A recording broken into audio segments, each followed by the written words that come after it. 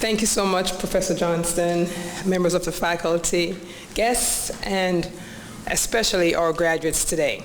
It is an honor for me to stand before you today and definitely to be counted as a PBA graduate. Today is a momentous occasion for our MSL graduate. It marks the conclusion of long nights of study, research paper, and the sacrifice. And I commend each and every one of you who are here today. I would like to share briefly with you 3 principles of success from my own life that I hope you will maybe adopt to yours.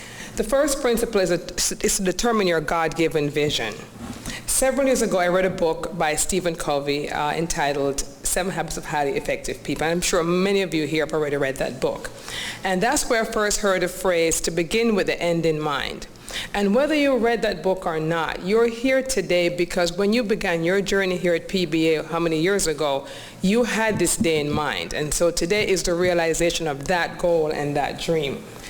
And I want to urge you as you move on to bigger things in your life to keep God in your visioneering process. 12 years ago, I was at a point in my career where I was doing very well, but I began to feel an unease about purpose. And I began to say to myself, there's something bigger than just making money. There's something more to life than this. And my husband encouraged me to fast and to pray and to seek God's vision for my life. And we both did. And after 3 days, I ended the fast and I didn't really have any clear direction. But a few weeks later, I actually had a dream. And someone handed me a sheet of paper, the dream, much like this, and said, go. And on that particular paper was a scripture from Ephesians chapter 3, verses 8. And it took me a while to understand what that meant. But over a period of time and counseling with my pastor and my husband, I left my law firm and I launched into the community and started Oasis Compassion Agency. I left a lucrative career, I left salary, and I went for zero, for no money, because I felt so strong that God had called me to that particular mission. And over the years, Oasis has impacted, as Professor Johnson said, thousands of lives in our community. God has created you for a purpose much bigger than you are. And you owe it to yourself to find out what that is. And I would encourage you to seek God in prayer, in counsel, in the Word, and to listen for His answer in the quietness of your hearts.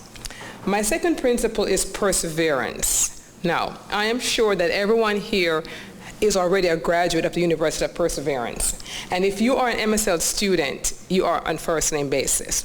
But what I find is that sometimes people give up, on the journey. My own journey to my degree began over 30 years ago.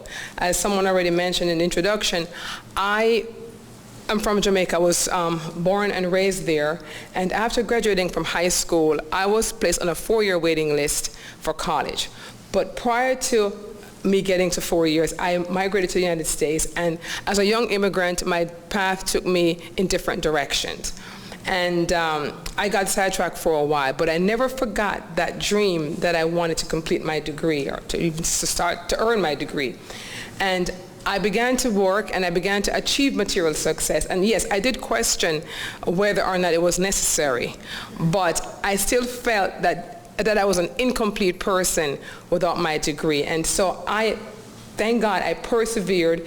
And when Dean asked how many people here really wanted to quit, I knew I could hold my hands up. And I'm here really because Professor Johnston and Professor Sigurfos actually encouraged me not to quit. So that same God-given perseverance will be needed for your next leg of life and definitely for any type of God-sized vision. And the third and final principle I want to share is collaboration.